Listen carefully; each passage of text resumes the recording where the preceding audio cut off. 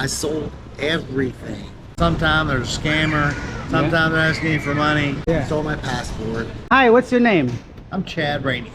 And where are you from? I'm from Texarkana, which is half in Texas and half in Arkansas. Oh, wow. I never heard of Texan. It's right in the middle of 4 states, just north of Louisiana, south of Oklahoma, right in the middle of the 4 states area. And I grew up on the Texas side, and I'm a Texan, and I've been a Texan my whole life. Wow. And what brings you down here to the Philippines? Well, actually, I was going to fly here last year, but during typhoons, I was kind of afraid to fly for 14 hours. And I went to Costa Rica for 2 months, and I liked it, but I didn't know how to speak Spanish. And I figured I would come here. Funny thing is I started a medical supply company years ago when I was 24 years old. I broke my neck when I was 13. When I was 24, I started a medical supply company, and all the Filipinos were physical therapists and occupational therapists. And they were actually from Cebu. And just great people. I met great physical therapists, the Filipinos I met. And then I started meeting people online last year. And when you say meeting people online, do you mean like dating wise or like business wise? Well, yeah, I started meeting people dating online, just meeting people online. And there are a lot of, honestly, sometimes there's a scammer, sometimes they're asking you for money, sometimes you just gotta say no.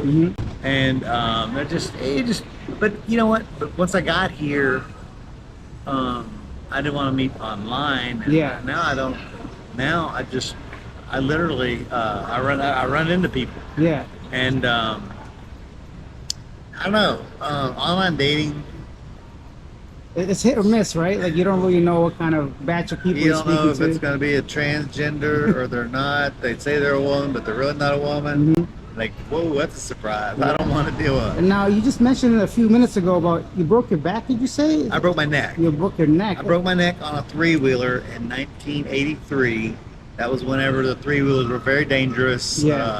Honda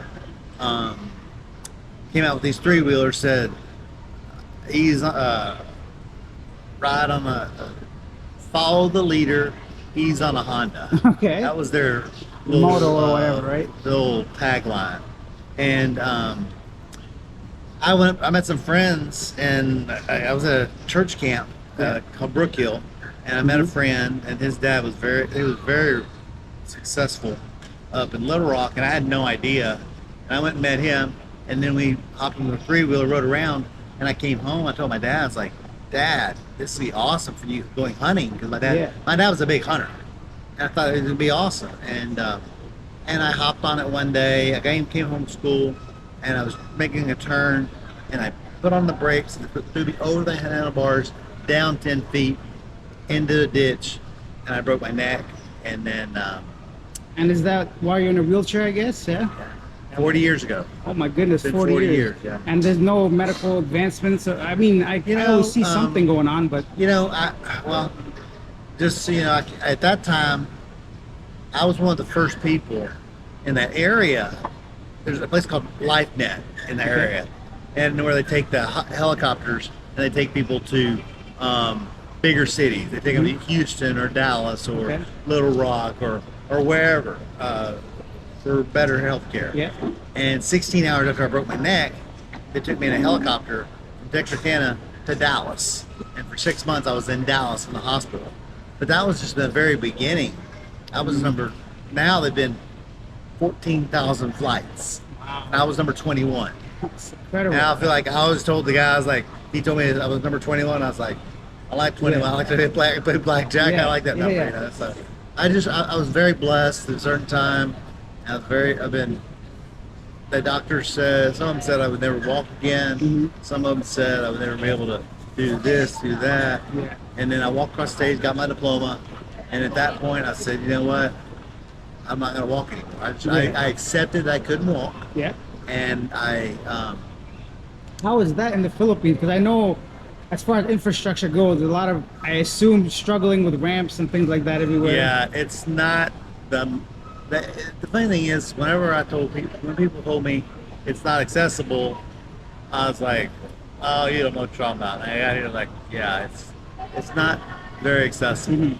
but I found a little condo just a couple blocks away, and it's a wheelchair accessible bathroom, and it's a 1 bedroom for like $300 a Wow. month, 17,000 pesos. Incredible. You know, and so that's all I need. I don't need anything bigger right now. It's just myself, and I'm happy, and I just, you know, I've been very blessed being here. They're good people. I met good people and met bad people. Yeah. I met a girl.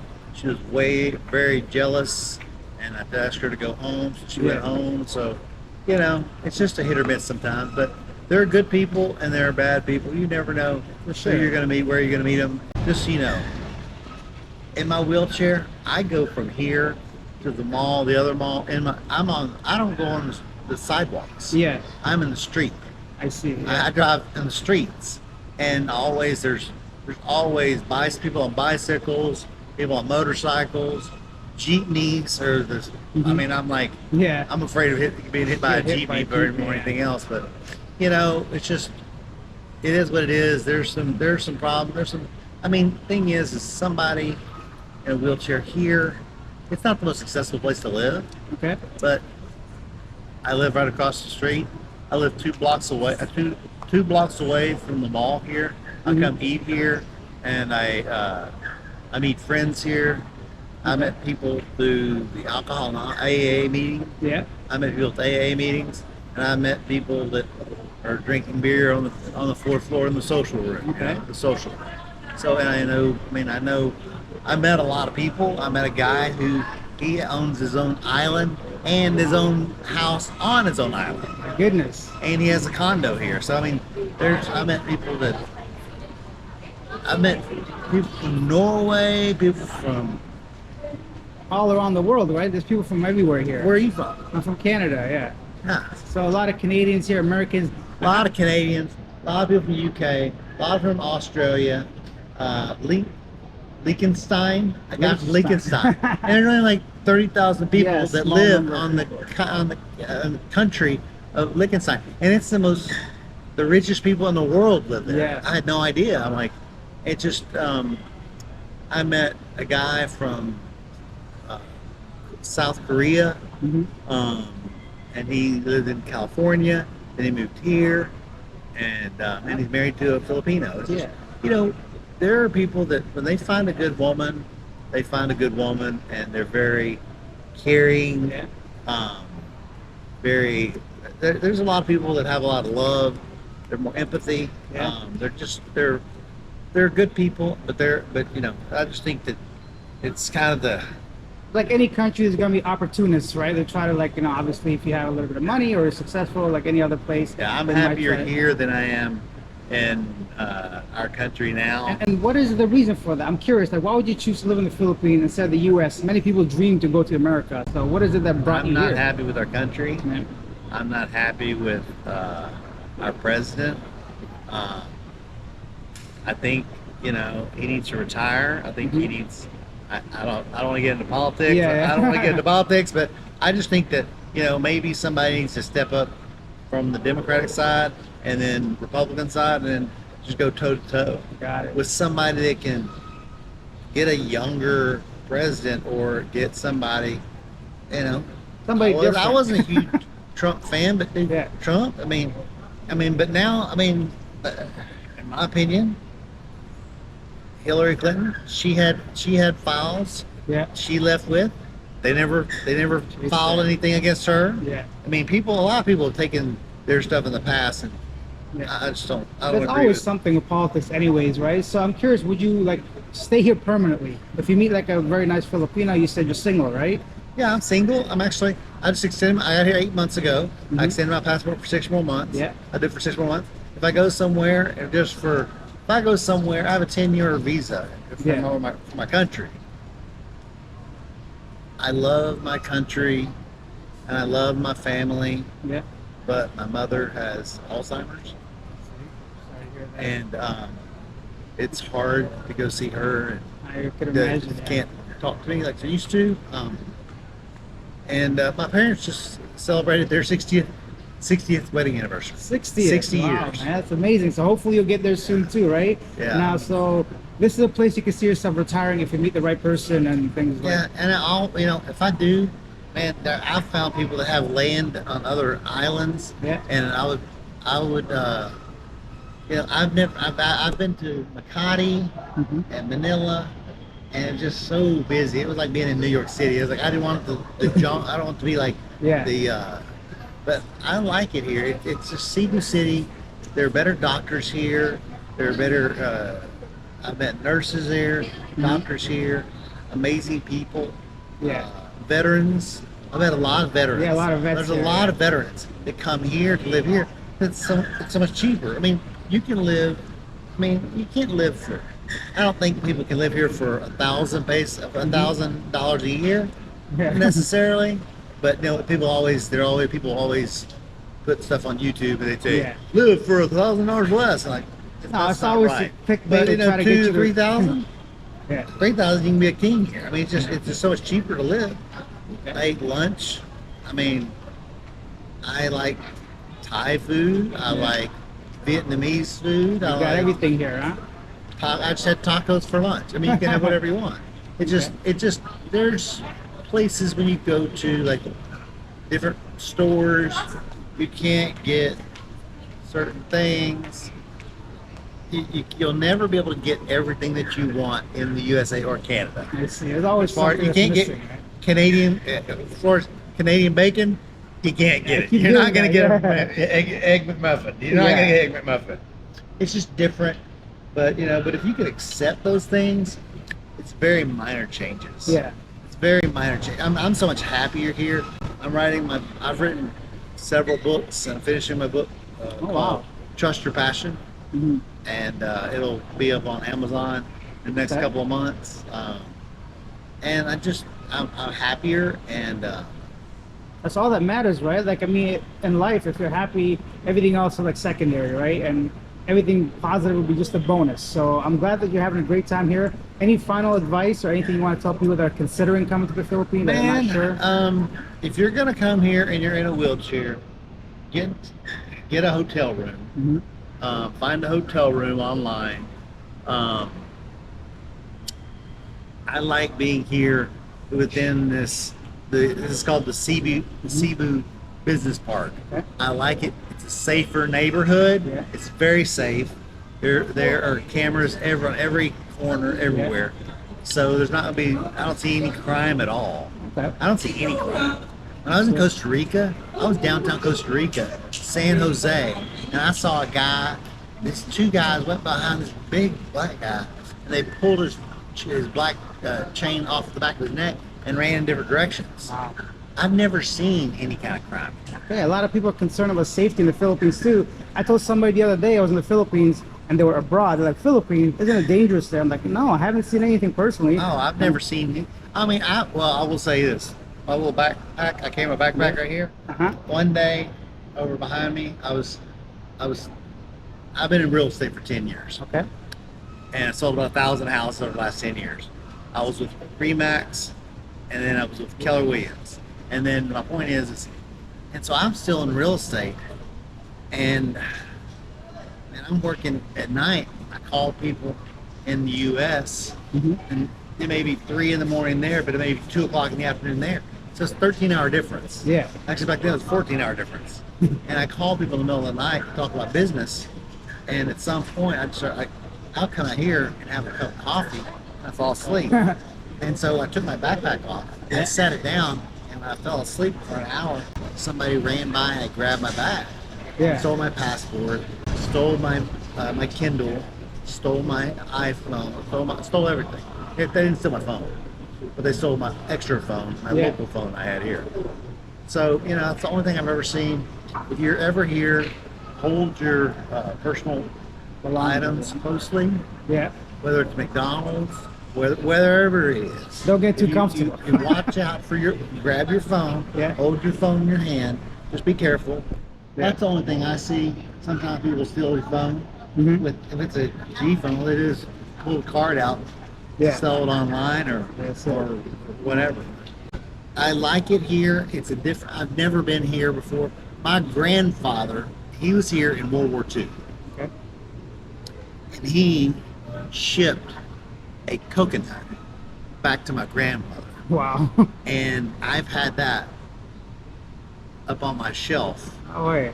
for ever since he passed away. Amazing.